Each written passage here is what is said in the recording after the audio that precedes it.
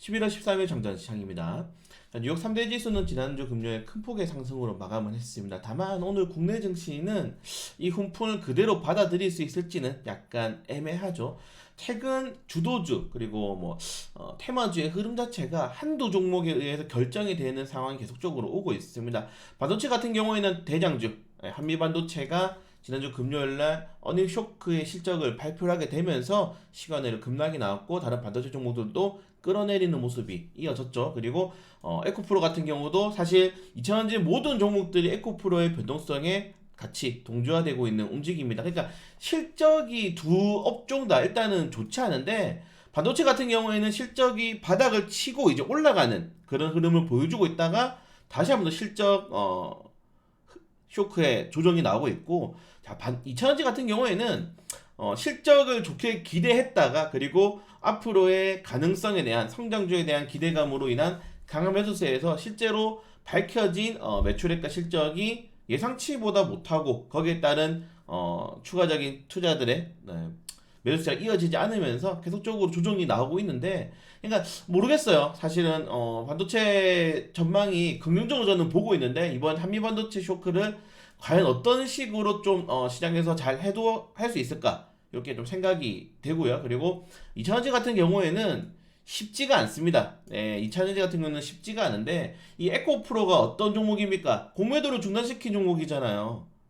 네, 공매도를 중단시킨 그 어느 한 집단이 있기 때문에 거기에 대한 또 추가적인 어, 이벤트도 기대해 볼 수 있지 않을까라고 생각을 하고 있는 것 같습니다.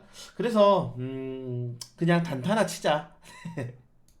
그래서 전체적인 업종은 반도체는 일단 나쁘지 않아. 반도체는 좋아. 근데 종목을 어느 정도 오늘 조정을 받아들이는지가 좀 필요할 것 같고, 이차전지 같은 경우에는 단순한 이벤트로는 이 투심을 회복시키기는 쉽지 않을 겁니다.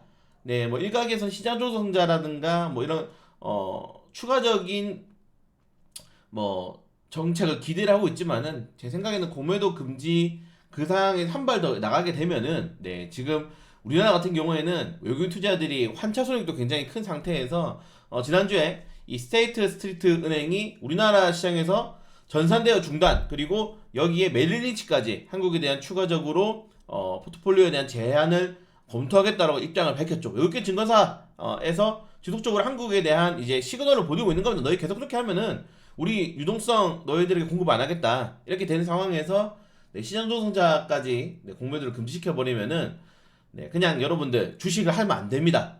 네, 그냥 간단하게 말씀을 드릴게요. 모든 주식에는, 네, 상승 베팅과 하락 베팅이 있는데 지금 하락 베팅에 대한 모든 매매를 막겠다는 거잖아요. 그러면은 인버스 레버리지를 할 필요가 없는 겁니다.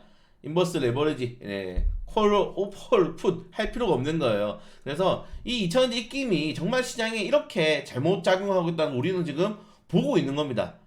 정치인들이 얼마나 지금 주식시장에 관심이 없는지도 우리가 확인했고, 그런데 일단은 제가 계속 강조드리는 것처럼 여기에 정말 전산화를 하고 공매도를 전산화를 하고 불법 공매도에 대해서 강하게 규제를 하고 이렇게 되면서 우리 이번에 잠깐 중지하지만은 선진국 금융을 만들기 위한 민주적인 조치다라고 그걸 빠르게 해결하면은 오히려 이게 정말, 네, 손바닥 뒤집듯이 또다시 외국인 투자들의 긍정적인 시장을 만들어줄 수 있다. 그래서 정말 여기서는 이제 금융이 금감원이 잘해야 된다. 더 이상 이 에코프로 주주들의 입김에 휘둘리면 안 됩니다. 네, 휘둘리면 안 된다. 이 정도까지만 말씀을 드리고 싶고요.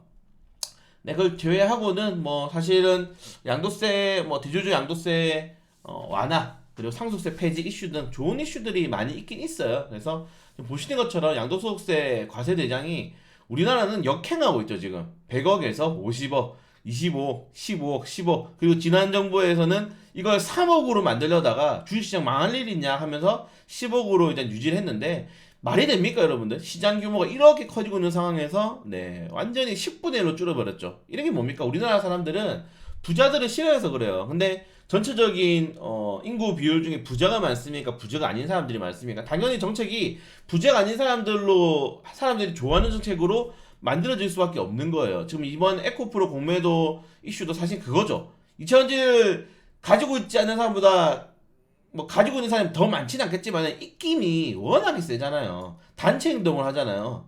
네, 그렇기 때문에 정치권에서 이번에 공매도 금지라는 악수를 두게 되었고 시장이 이렇게 변동성이 높은 거를 이천지 주주분들도 꼭 확인을 했으면 좋을 것 같습니다.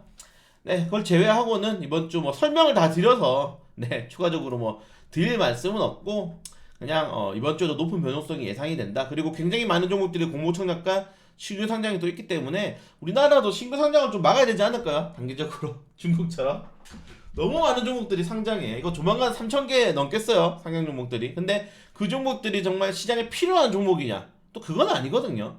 네, 그래서 정말 언제까지 IPO 한탕 해먹고 엑시트 한탕 해먹고 하는 거를 이 금융위 금감원에서 받아줄 것인지 미국처럼 진짜 빡세게 규제해야 됩니다. 빡세게 규제를 시장에서 막 해야 되는데 쉽지 않다.